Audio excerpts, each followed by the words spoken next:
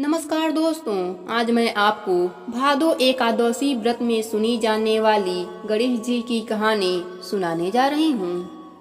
एक समय की बात है, एक गांव में एक बुढ़िया माई अपने परिवार के साथ रहती थी। बुढ़िया माई विष्णु भगवान की परम भक्त थी। वह हमेशा दोनों पक्ष की एकादशियों का व्रत करती और कथा सुनती थी। उसने कभी भी व्रत में गणेश जी की कथा न कहती न सुनती। इस कारण उसका व्रत अधूरा रह गया। पर बुढ़िया माई को इस बात का पता नहीं चला। बुढ़िया माई को लगता था कि वह तो पूरा व्रत कर रही हैं और उनके व्रत के पुण्य से उनको वैकुंठ लोक की प्राप्ति जरूर होगी। देखते ही देखते बुढ़िया माई की मृत्यु हो गई। उन्हें लेने यमलोक के दूत आए। वह देखकर घबरा गईं और बोली, मैंने जीवन भर भगवान विष्णु की भक्ति श्रद्धा भाव से किया, एकादशी का व्रत किया, एकादशी व्रत की कथा सुनी, 11 माता की कथा सुनी। इसके पुण्य से मुझे तो लेने वैकुंठ लोक का विमान आएगा। मैं आपके साथ नहीं चलूंगी। इतना कहकर बुढ़िया माई रोने लगी और विष्णु भगवान को पुकारने लगी। विष्णु भगवान गरुड़ पर सवार होकर बुढ़िया माई के पास आए और बोले, बुढ़िया माई, तूने तो पूरी श्रद्धा से व्रत किया, पर तुमने व्रत में कभी भी गणेश जी की कथा न कही न सुनी। इसी कारण तेरा व्रत अधूरा रह गया। बुढ़िया माई विष्णु भगवान से जीवन दान मांगने लगी ताकि वह एकादशी व्रत करके उसका पूरा पुण्य प्राप्त कर सके। इस प्रकार बुढ़िया माई को विष्णु भगवान ने 2 साल के लिए फिर जीवित कर दिया। अब बुढ़िया माई जीवित होते ही गणेश जी का नित्य नियम करना चालू कर दिया।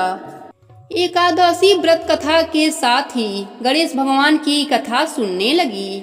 इस प्रकार 2 साल में 4/11 बुढ़िया माई ने पूरा किया।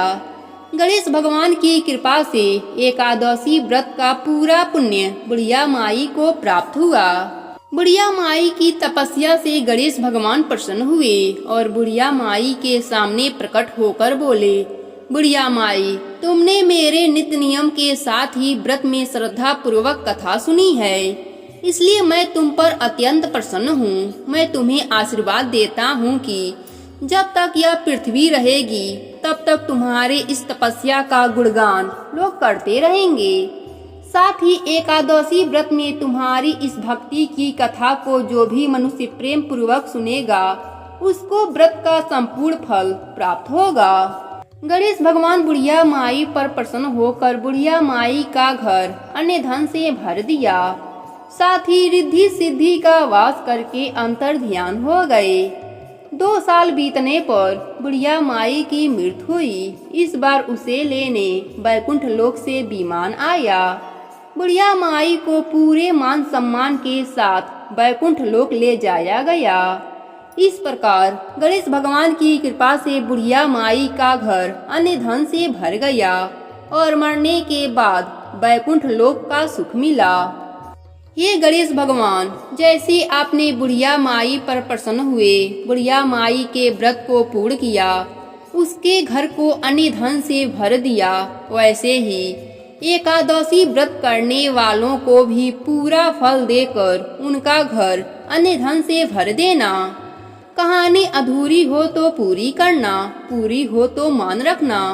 प्रेम से बोलिए गणेश भगवान की जय हो, विष्णु भगवान की जय हो, 11 माता की जय हो।